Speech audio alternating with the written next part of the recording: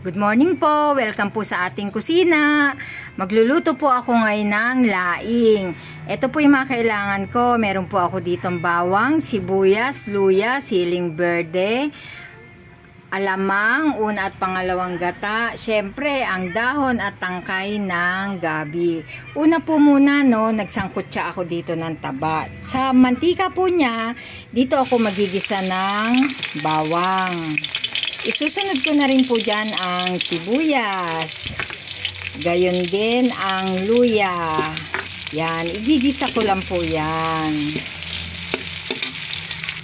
Pag nagisa na po yan, isusunod ko na po ang alamang. Yan. Hintayin ko lang po maluto ang alamang. Ibubuhos ko na po ang pangalawang gata. Pagluto na po ang ating alamang, buhos naman natin ngayon ang pangalawang gata. Yan.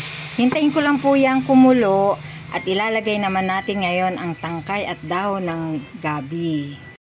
Yan, pag kumukulo na ang ating pangalawang gata, ilagay na natin ang dahon ng gabi at ang tangkay. Yan. Tatakpan lang ho natin yan, wag natin yan nahaluin.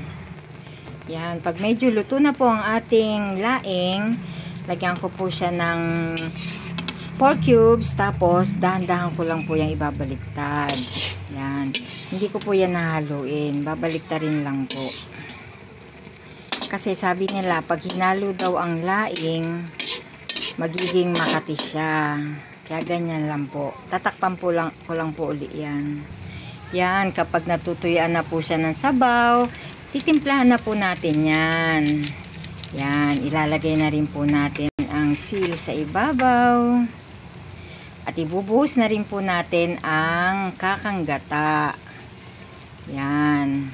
Balik 3 nyug na malalaki po itong pinakaid ko. Tapos pinapiga ko na rin po.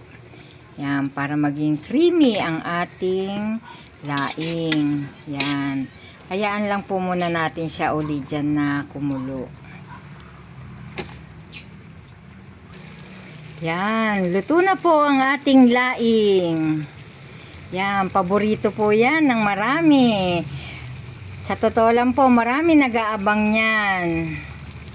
Yan. Kain na po tayo.